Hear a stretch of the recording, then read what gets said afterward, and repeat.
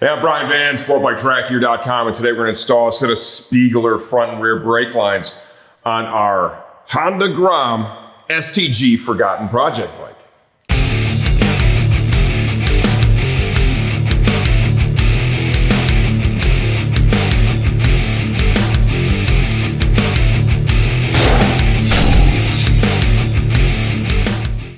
This bike has been sitting here in the shop, right, for a long time now. We bought it, we're gonna do a big build on it, right? Got all these parts for it.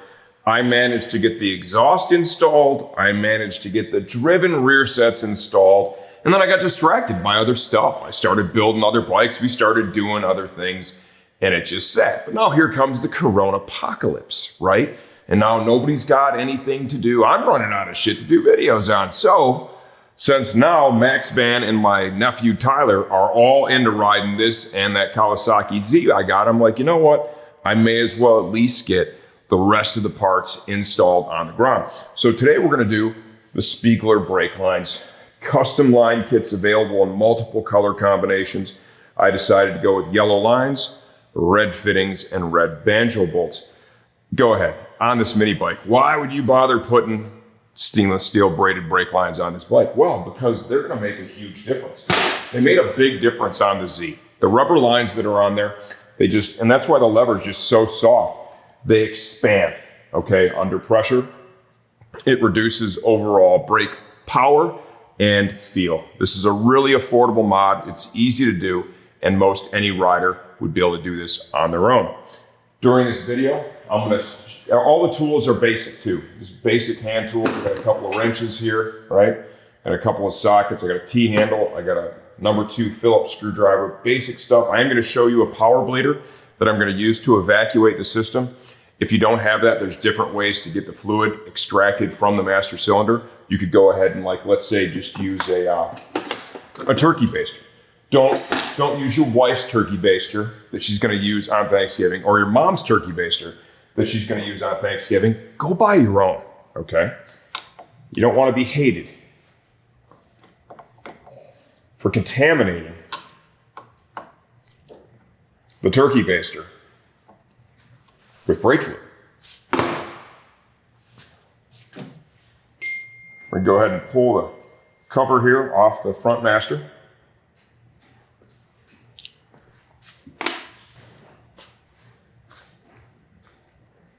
Important note here, brake fluid, okay, is really tough on painted surfaces. So you want to make sure that you have rags as well as something that you can clean it up with. In this case, I'm just going to use Formula 409. I love that stuff. You can clean anything with it. It's fantastic stuff.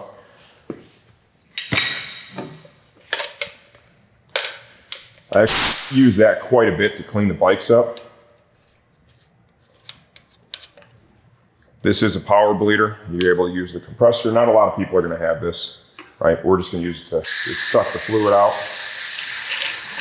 Start up here at the master and empty that. The more fluid you're able to get out of the system before you begin the install, just the overall cleaner job you're going to be able to do. So we're going to come down here to the bleeder screw as well.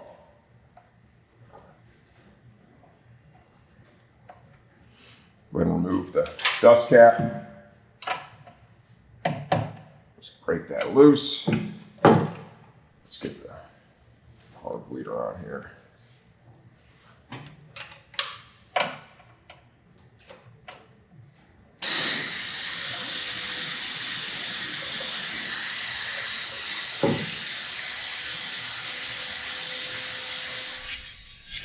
Okay, the front brake line runs right behind this headlight assembly. Could probably snake it out, but I think we're gonna get a better, cleaner job if we just pull the headlight at least to the side. These are internal hex fasteners. It's a 5mm T-handle I'm using here. Okay. Once again, pretty basic stuff. Pull these off either side. Table's creeping a little bit.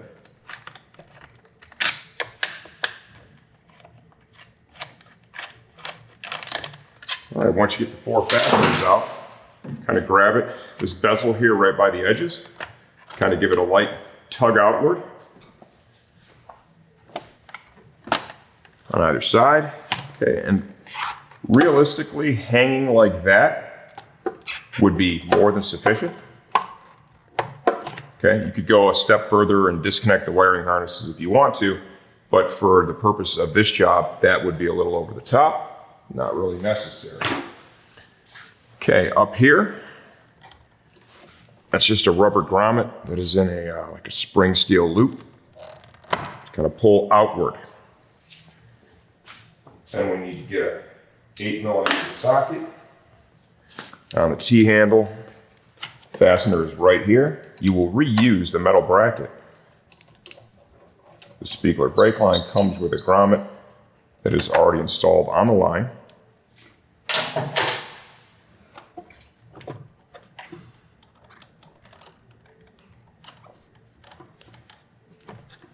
Spread the bracket apart, like so. Reuse that. Come down here at the fender, and you're going to need 10mm down here.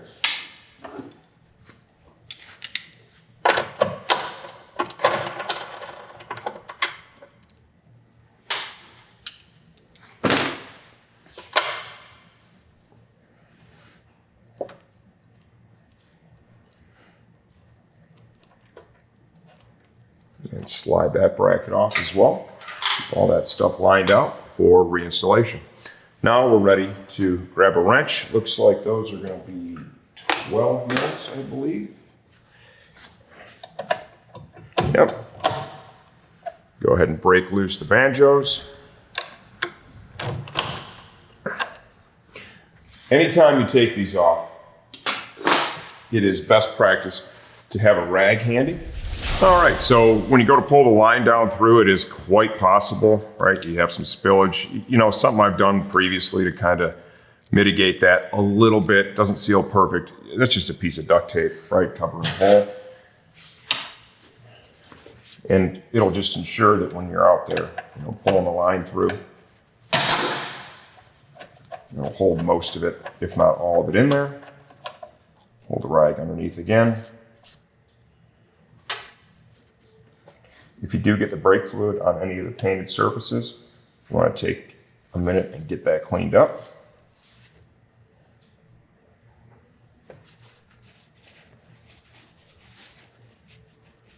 Do the same thing down here if you want to. This step obviously is completely optional.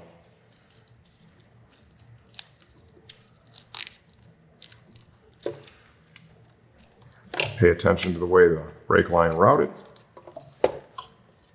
Okay, and as you can see, that was super clean. We'll go throw this shit out. Okay, here's the front brake line, and these lines come with a little sticker on it that'll say master cylinder MC, right? So you know which end goes to the master, which end goes to the calipers. You want to pull that off. Make sure that you have any residue that could have been on there removed as well. And from there,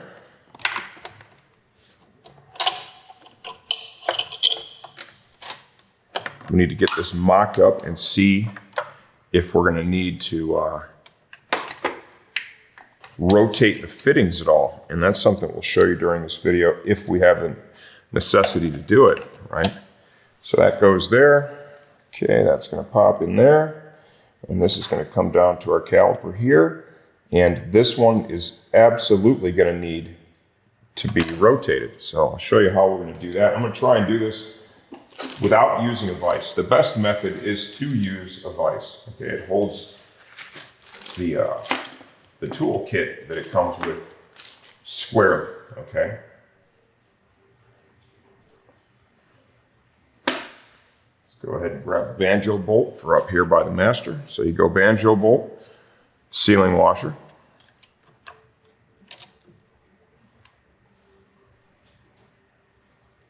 Another washer, so you have a washer in between the banjo and the fitting, and then the fitting in the master cylinder.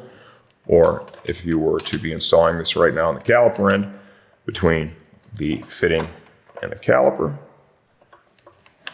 Super important. And we had a customer a couple weeks ago that had a banjo bolt that was the incorrect thread pitch. It unfortunately happens sometimes. and it didn't start by hand, and he used a wrench and went crazy on it and broke it off in the master, and and that just creates a disaster, okay, for everyone. If you can't thread it in by hand, there is a problem.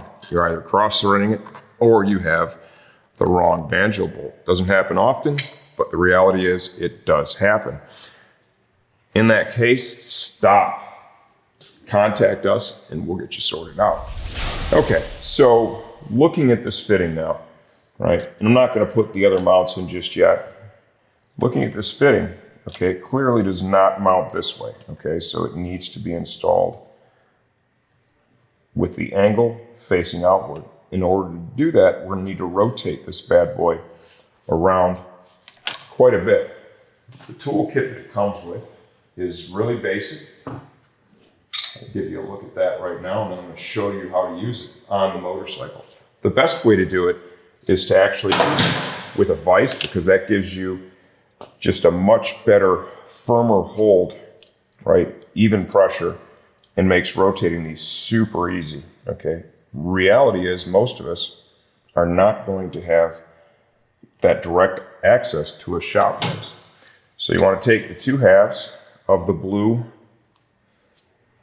pieces and put them on either side of the ferrule like that. Got a pair of channel locks here, and I have the jaw set up so it's going to give it the most even squeeze that I can give it. These should rotate relatively easily.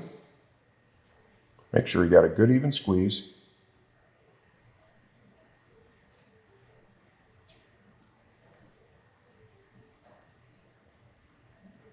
Turn it like so.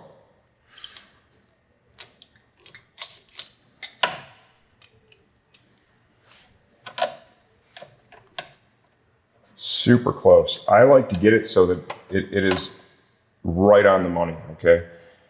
Important to note too, if you've had some brake fluid spill or you've got brake fluid on your fingers, if you get the fluid on the end of this ferrule, or if you get it on these pieces, it reduces the grip they have, right? I mean, that should go without saying, but you want to make sure that the surfaces are clean and dry, and you don't have something that is ultimately a lubricant on that surface.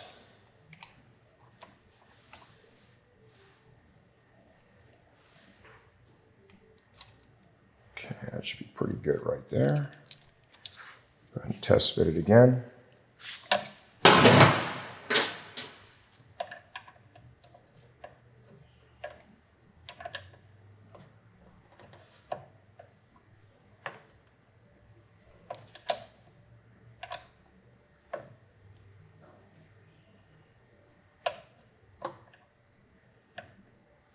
I'm going to turn it just the tiniest little bit one more time.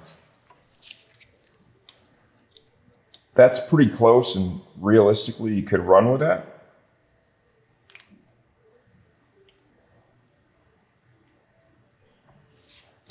Go just a little bit more so that you're putting almost zero pressure on the line when you're turning it.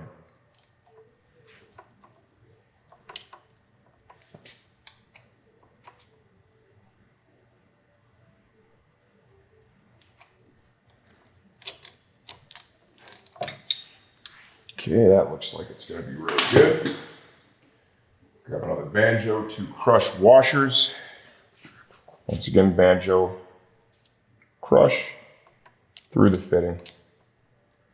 Crush washer between the fitting and your brake component. Take a look down at your braking component, in this case the caliper. Let's make sure the washer's off. It is, and the surface is clean.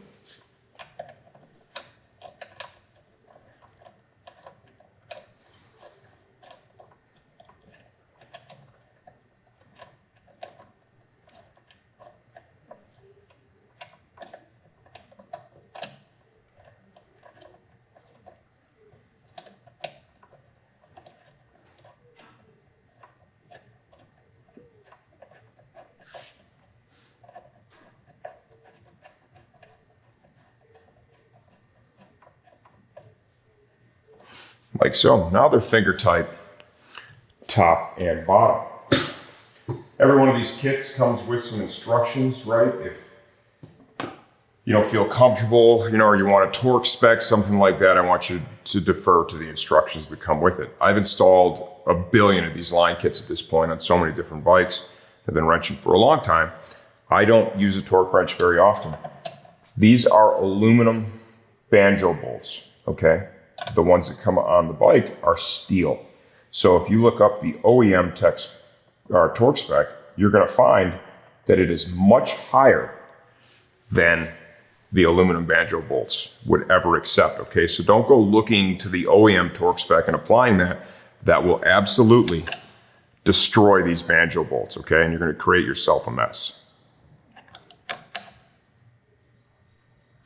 So this is the moment right now when you're personally responsible and accountable for what you choose to do, okay? And now we've got the brackets.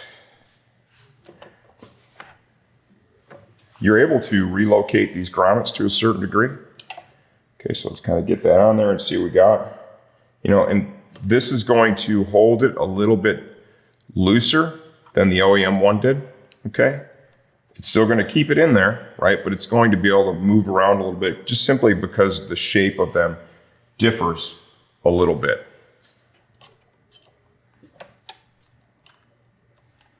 In the end, it's still going to accomplish the task of holding the brake line and keeping it from, rubbing through, binding, stuff like that. Let's grab that 8mm socket on the T-handle.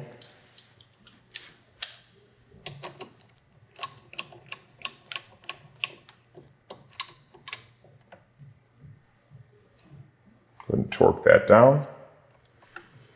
End of the day, that's really, in my mind, that's a good result.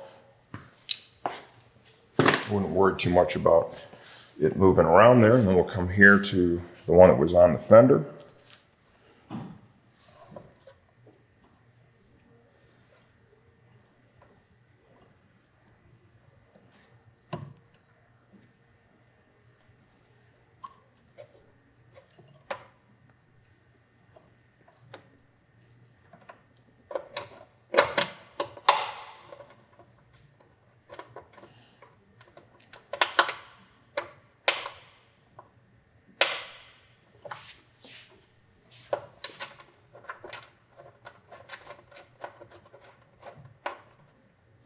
You can see there's a flat edge there that essentially holds that.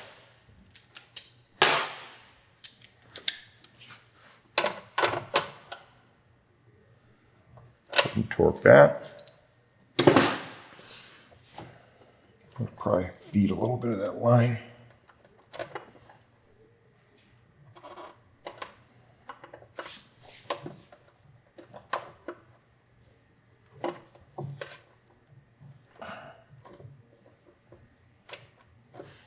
All right, I like what I've got there. And that little bit of mobility, really not a big deal. If you're stressing about that and you want to tighten it up,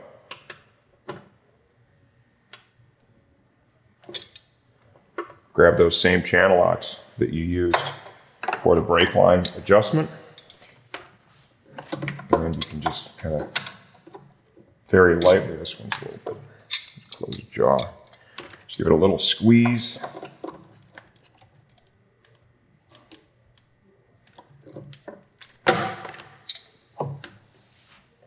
Like so. Headlight. Reinstallation of the headlight. Obviously, make sure you don't have any brake fluid on your hands at this point. Reinstallation of the headlight's pretty simple. If you look at the bracket here on the bike, there are two bosses right there. They need to go into the holes on the trim panel. So start on one side, kind of move it around, get it lined up. And once you get one to dip in, go to the other, and then from there, you can go to the other side of the bike. And once you have these lined up, it'll basically hold itself into position until you put the fasteners in.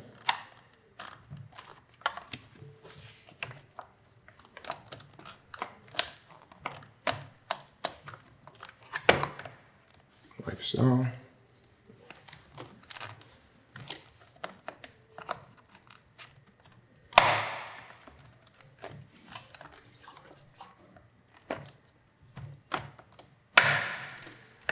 Okay, everything's good. Make sure you get that underneath the instrument cluster.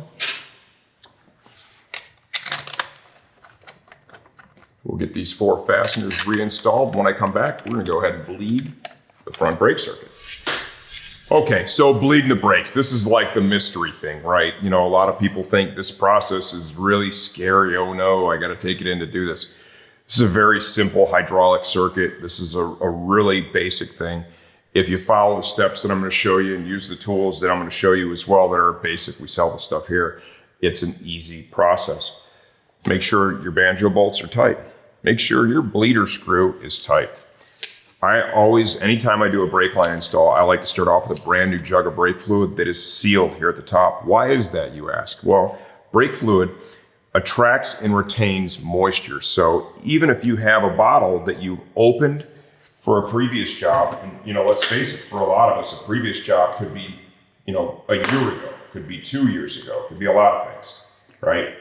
And you've sealed it, I will promise you that the seal of the cap being cranked down is never the same as that aluminum foil seal, right, that they put on the bottle. So start off with brand new fluid. Go ahead and fill that to about the top. Goal here is once again to be clean, spill free.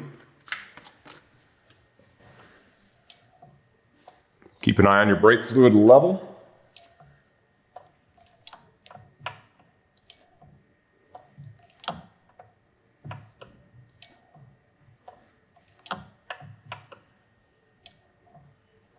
Remember, we evacuated this system completely.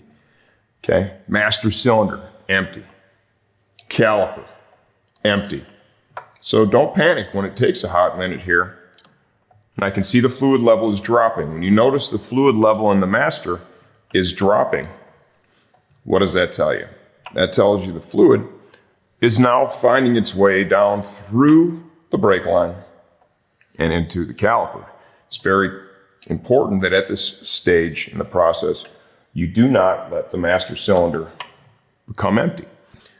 You let the master cylinder, oh, look at that, we've got some fluid. You let the master cylinder become dry, you're gonna pump the system full of air, right? And it does not make the process easier at all.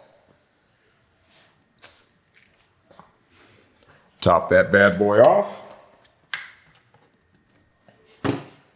And now that we have the fluid moving, okay, that's the key step. Now you feel, I've already got a little bit of a brake lever, so I'm gonna kind of change the process here a little bit. I'm gonna pump it a few times, hold it, then open the screw. Hold the lever, close the screw, release the lever. Pump it a few times.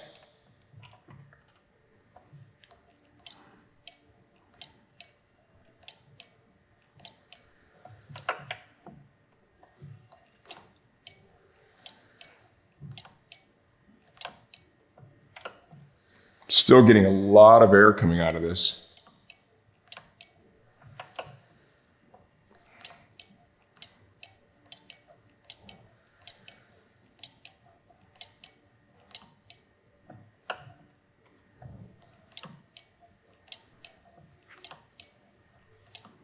Keep an eye on that fluid level.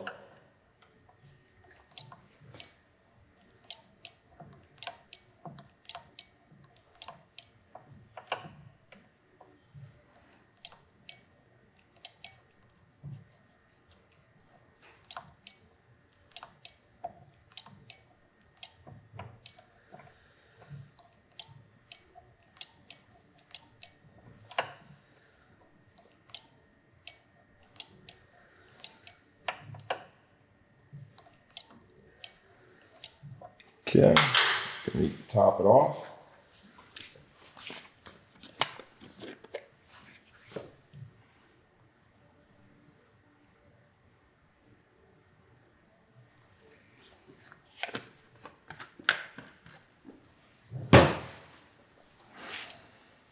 Okay, now we're starting to get a lever. Pump that bad boy up and hold it.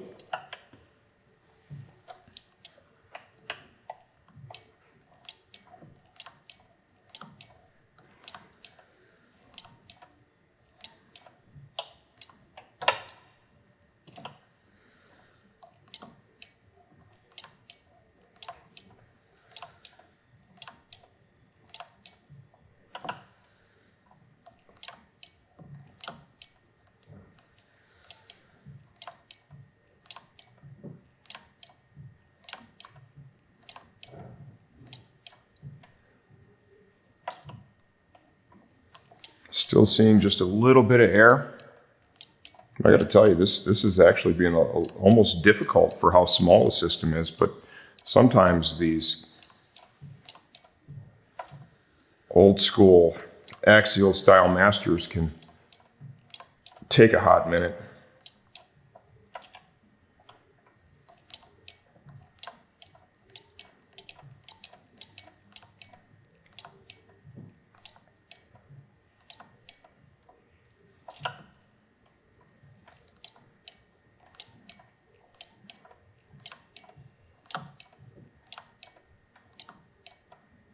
Okay, that's getting pretty nice right there.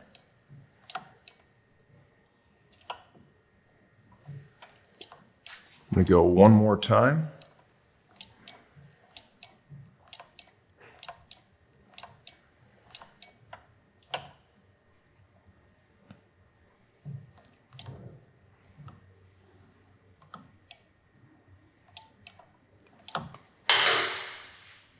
That's a whole lot of bleeding for one tiny little brake system. So once again, just shows you need to be patient. There is no margin for error when it comes to brakes, especially the front brake. On a street bike, front brake that's the one you cannot be without. I mean, you lose the rear brake, you can still stop the bike. You lose the front brake, then let's face it, the rear doesn't really do a whole lot. I think I'm gonna go one more time here.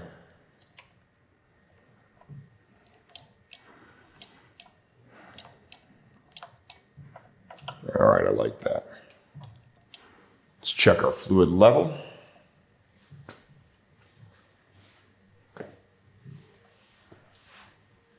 Stand it up and look at that sight glass. You can see that right there. That looks good. Okay. Now, I'm going to cap that bad boy off. Make sure your cap is clean. Your seal is clean.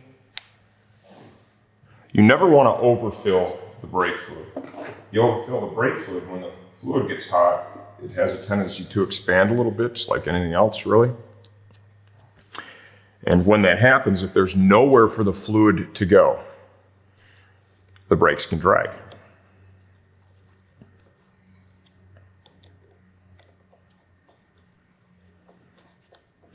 The fluid level in the master is essentially designed in such a way that you will not run out of fluid before you run out of pads. You can run the pads metal to metal, and you will still have enough fluid for the system to be fully operational. Okay. Come down here, make sure your bleeder screw is tight, which it is. Always a good idea to have a rag handy when you pull the hose off here. Kind of catch that, give it a quick wipe, slide that over. We'll cap this off until we're ready to use it in the rear. I'm gonna cap that, and now I'm gonna walk away, but keep talking, and I'm going to show you a little trick that I like to use that is super beneficial, just getting that last tiniest little bit of air out of the system. First, let's pump the lever up all the way. Right, actually feels pretty darn good right now. This works best, if it sits like overnight. And all I'm going to do is I'm going to hold the brakes applied using a cable tie once I find the coordination. Just like that. And what that's going to allow to happen is gravity will be your friend here. And if there's any tiny little minute air bubbles left in this, those kind of work their way up, and now the piston in the master cylinder is applied, so the valve's open. Just kind of allow it to float to the top, right? And typically that'll end up improving the brake lever feel over time. When I come back, we're gonna start on the rear. All right, man, where is the rear brake master reservoir? Well, that is behind this trim panel. So let's go through the process of removing that trim panel. Get your key, get your little Grom key, right? You gotta get your seat off. You've probably already done this. Get in there and rip that thing off, okay? Now this trim panel, pretty simple in the end. Right back here by the exhaust, Kale will come over, it's a little dark There's a little clip there. You got to push in the center to release it. Then pry it out. I'll show you how this works. A lot of Grom riders and newer riders literally just like to the first detent. You don't want to push it all the way out because it'll fall down in there and then you're going to have to search for it, right? Just that first little detent. And when you're ready to reinstall, push the head through like that, slide it in and push down. Okay, so we got to take that off. We've got a 5mm internal hex here on this little trim cover.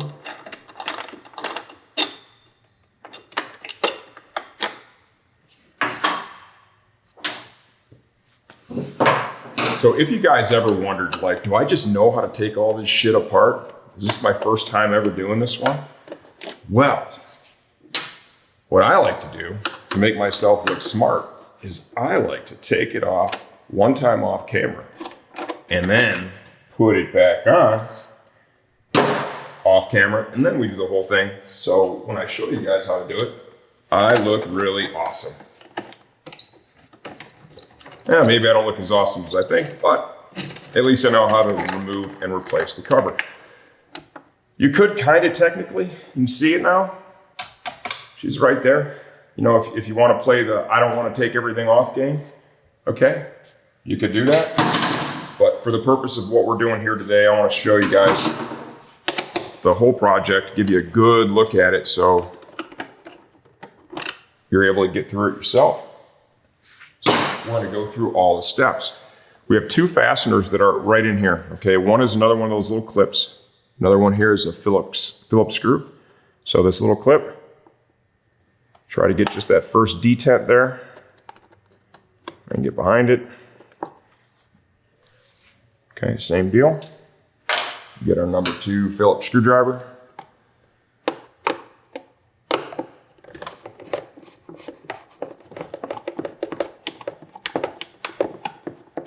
I don't know about you guys, I'm done with this Corona apocalypse thing. I am tired of sheltering in place, right? I want to ride my bike.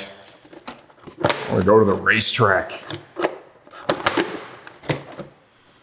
Okay, now you got to kind of roll it out and up like this. Okay, there's a little trim clip here that kind of slides in right there. Okay, so you kind of roll it around and pull out, and it's going to allow you to get this trim panel out. Now you can see we've got very clear line to that reservoir.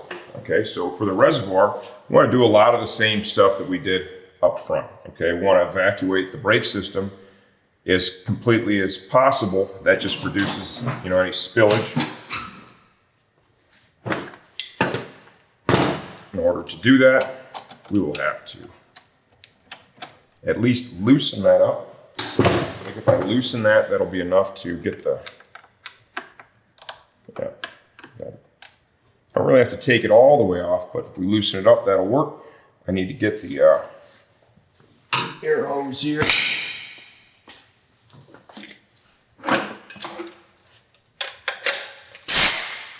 Get my cheater bleeder.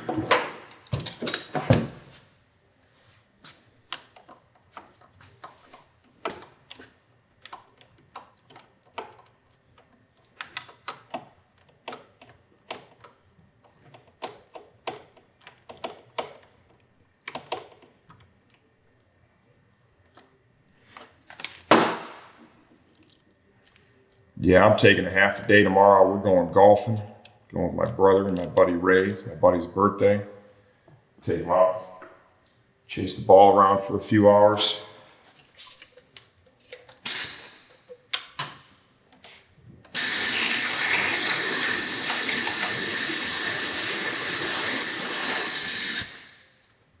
Come on back here. Let's find that 8mm wrench.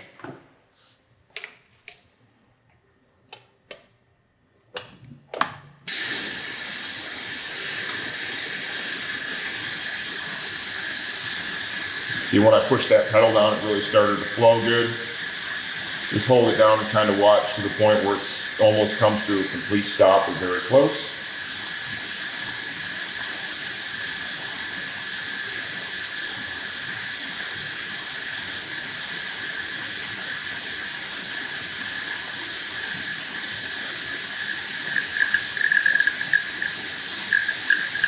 can actually hear it sucking air over here now, so I think we can call that a win.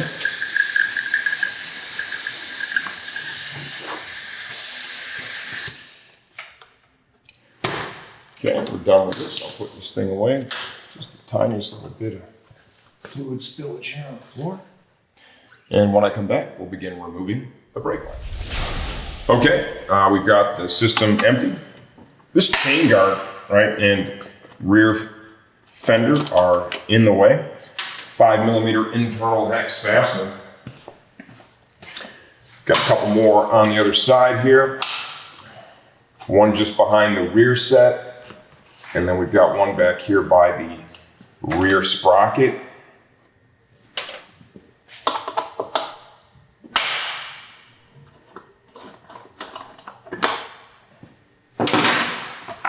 This is quite the little project on this bike.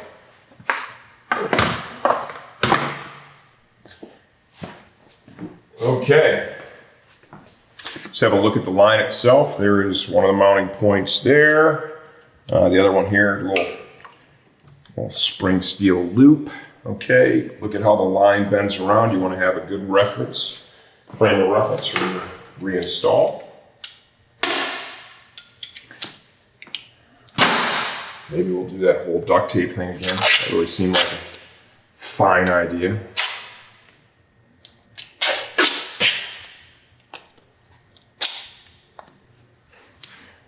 If you want to make your own apocalypse mask, with a face shield from a helmet, duct tape is an essential item, right? Make sure you have that handy at all times. We need our 12mm wrench, which is right here. Just like we did up front, start up here at the master.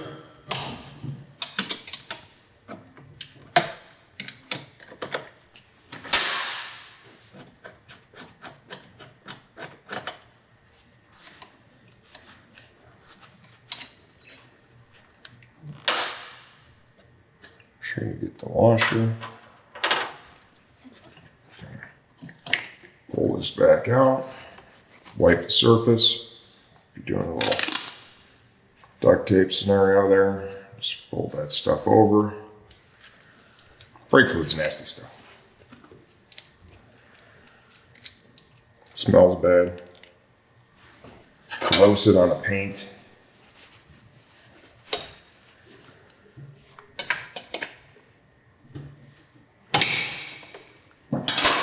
If brake fluid were a person, it wouldn't have a lot of friends. Let's just say that.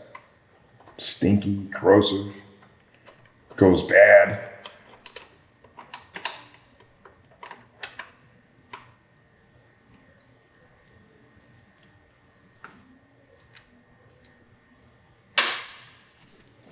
Okay, surface is clean, wipe that down.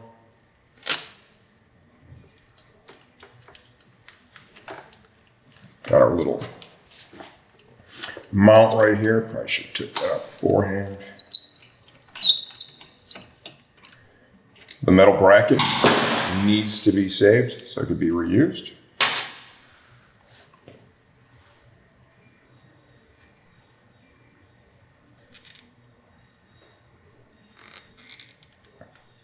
Bend that open. This shit all hits the trash.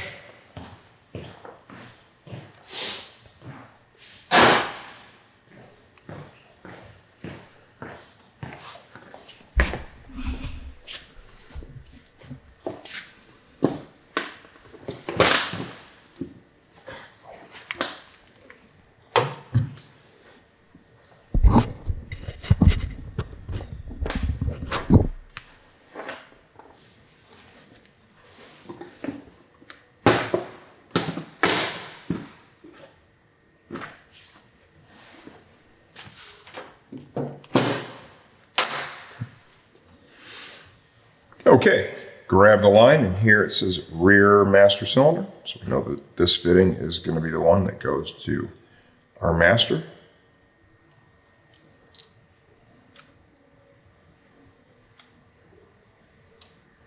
When you pull the sticker, always double check for residue.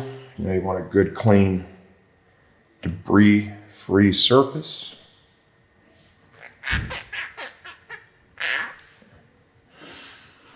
Okay, and if you remember, this line here, right, kind of looped. This was kind of routed like so, right? So we're going to start off with installing Banjo bolt. Banjo bolt with a crush through your fitting. Have another crush washer ready. Let's get it over the banjo on the other side of the fitting. You can see I'm kind of holding that loop in the line.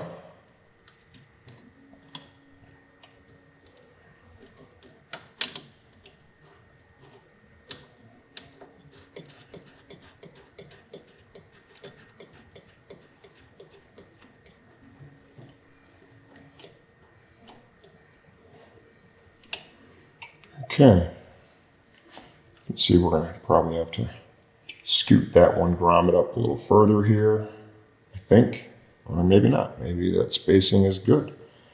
Okay, now we have our rear fitting, and once again, absolutely, this bad boy needs to be rotated.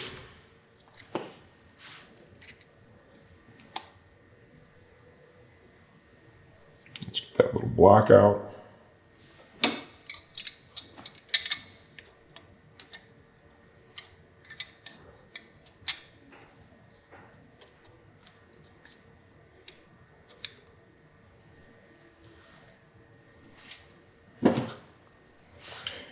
Okay, and we need to come around quite a bit.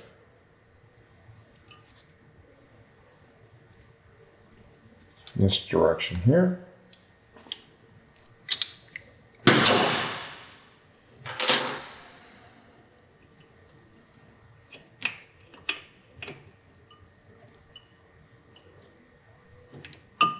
Look at that first go. Turned out super cash. Okay, Banjo crush through our fitting, crush washer. Double check your surface here, make sure we're debris free. Okay, your caliper's all nasty right around the actual banjo bolt. Good to clean that first and get the debris off. This bike's relatively clean. This thing has like 100 miles on it. When I say the ignored, the forgotten project bike, I am not exaggerating. You know, and the only reason I'm even doing this stuff now is because the kids are riding the bike and I've got the stuff, and why not make it better, right?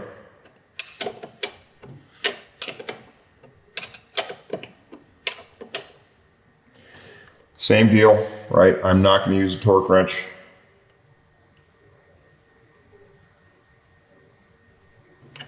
It's all by feel.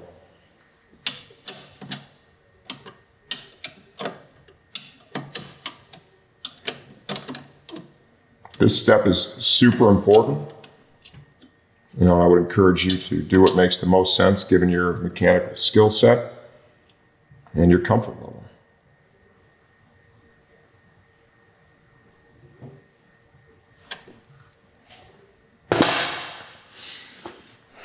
Okay. These grommets do need to come forward just a little bit. You know, and the reason there's such a loop in that line is the possibility of wheelbase changes, right? Let's say that, you know, chain stretches, you need to bring the wheelbase back. They've got a big loop up here that allows you to, you know, have some slack back here and allow that brake line to move backwards, allowing the axle to move back, right? Say if you put a chain kit or something on it, you know, it's gonna be the same deal. Slide this one forward.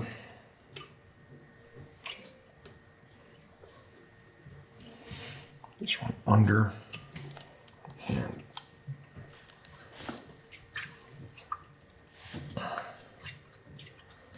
okay, what we're going to do here is I'm going to bend that a little bit. See how I did that? Change that tolerance. Now we will need to bend that back. In order to do that, I'm going to get a long, flat-bladed screwdriver.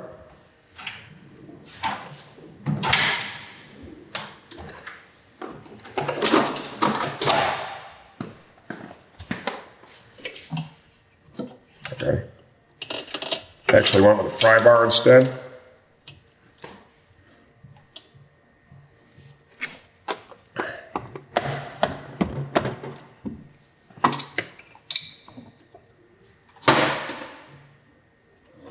We'll stop there for right now. Let's come back here and grab this one. This needs to be bent back around.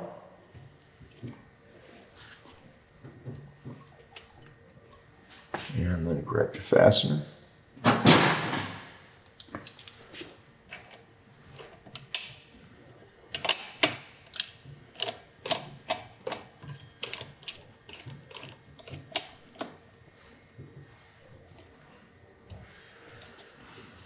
So,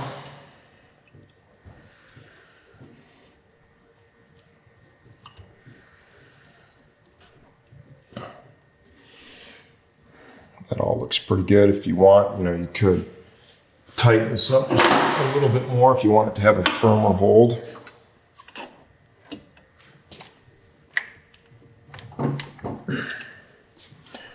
That looks pretty good. Right there. Make sure the loop is where it needs to be. All right, let's grab that 8mm wrench.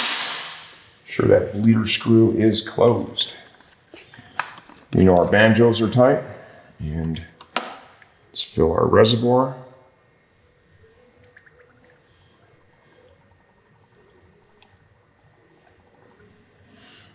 Another thing you could do, right, if you don't want to do the kind of push down and hold method, you could open the bleeder screw and allow gravity to do its magic.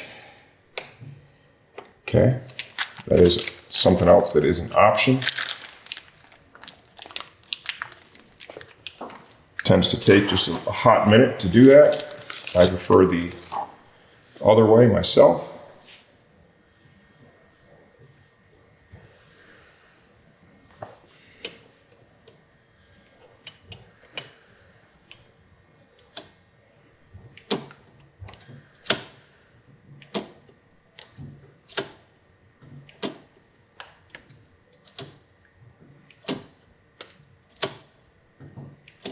Same thing I did here in the front. Screw is open, pedal down, screw closed, pedal up.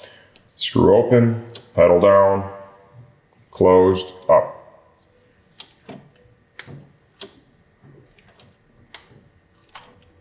And we're getting fluid right out of the gate here.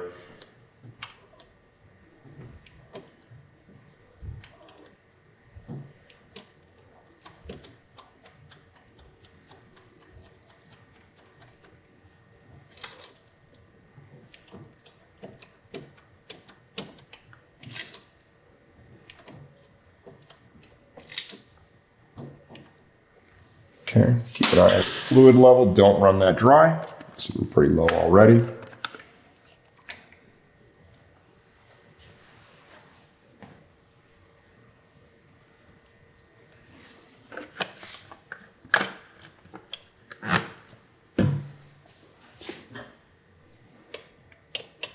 We're going to pump it and hold it now.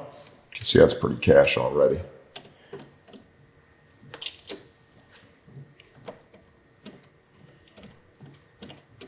Now we need to bleed it off enough so that I get the fluid level in the acceptable range. Once again, just like the front, you don't want this overfilled.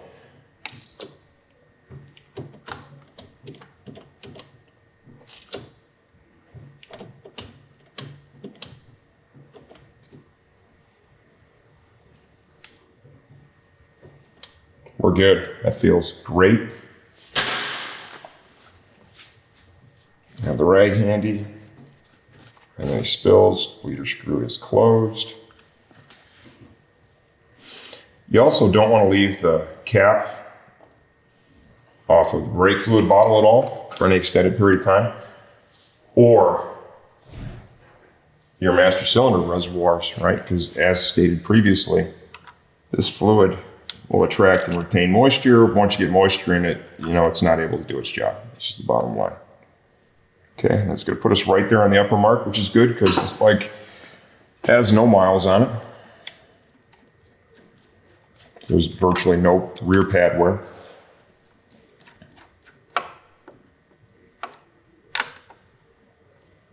Those both snugged up,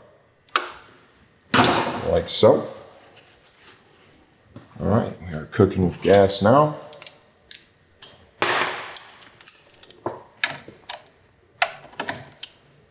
Hold the reservoir up into position. There is it's formed on the back to hold itself level by aligning with that bracket.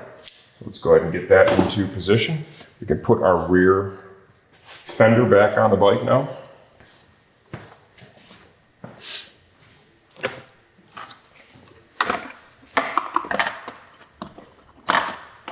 If you're a new rider, Grom owner, right? This is a great way to, introduce yourself to one of the coolest parts of motorcycling, which is wrenching on your own stuff, right? I mean, I love dealers. I want all dealers to be successful and do real well, but there has always been a very strong do-it-yourself mentality in motorcycling. I mean, it's just, for many, it is 50% of the hobby, right? There are certainly some that, don't want to do any of the work themselves, or, you get a job, maybe even like this brake thing. Maybe you're looking at this brake and you're like, dude, I am not doing my own brakes because if I make a mistake, it's a big mistake. That there is a true statement. Even this video, this is, it's a helpful guide, right, to help you do it yourself.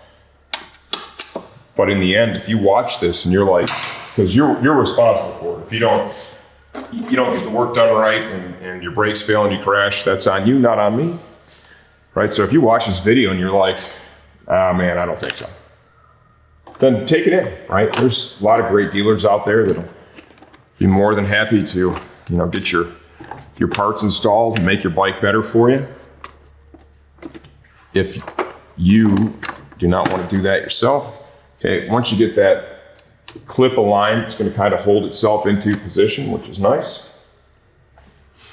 And we'll go with this little clip, make sure it's ready to be reinstalled with the center pin facing upward. Put a little pressure on that trim, then push down, double check to make sure that it is in fact secure. Number 2 Phillips here.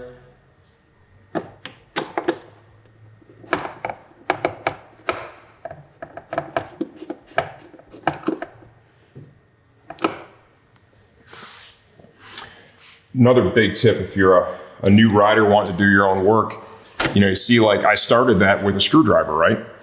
And if you notice the first, I kind of went to start it and I could feel the threads binding. I knew it wasn't going together. Basically, if it doesn't thread together that easy, okay? If the bolt or the screw does not go in that easy, stop, okay? You've got a problem, you've got to misalign. By just pumping the brakes, taking a breath, you can really save yourself a lot of pain on the other side. You damage threads, they are a pain in the shorts to fix, right? And fixing them requires additional skill, right? Over and above what we're showing you here. So take your time with your project. This is a great learning bike.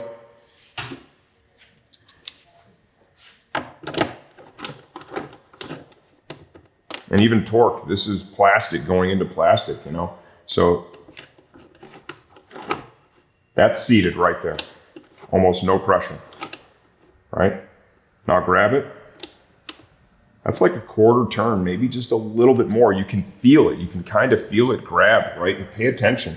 When you're taking something apart too, pay attention to how much pressure with that tool that you're using to disassemble it, you had to put on it in order to disassemble. And during reinstallation, if you're choosing not to use a torque wrench, you want to make sure you line up this with the hole here in the cover, okay?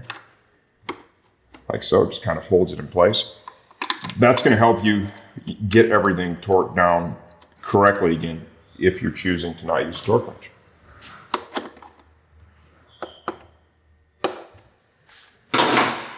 the seat. There is a tongue on the front of the seat. There is a button at the back. The tongue goes under here. The button goes right there. So kind of just slide the seat in. You'll feel if the tongue is under or not under. All right, get the seat pushed forward. Coax it downward. And you're good to go. Okay, so in closing, if anything that I did here, you saw it and you're like, dude, I'm not comfortable with that. Don't do this yourself. Take it in and have a licensed motorcycle technician do it for you. These are your brakes. They cannot fail. Another little advantage, right, to doing this little trick I showed you here is that's holding constant pressure on the brakes. Let's say that you're just paranoid. I hope I don't have a leak, after I did this service. You could leave that sit for a couple hours or leave it sit overnight, and then you could circle back before you take it out on its first test drive. And you could check here, you could check here, look at the line to see if you have any spillage, if you've created any issues. That's just another kind of a safeguard. I can't stress enough how important it is this job turns out perfect. It's not just about performance. This is about safety, right? I'm not there doing the job for you. I'm just trying to give you a little guide to help you decide if you want to do it or not.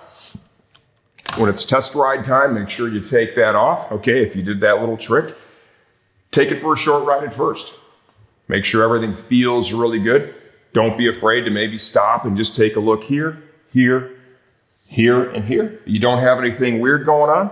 And from there, you should be good to go. Enjoy all that newfound brake performance with your Honda Grom. I'm Brian Van. If you have any questions, leave those in the comment section of this video. I answer all that stuff myself, and I'm here to help you get the same result from your project we do ours.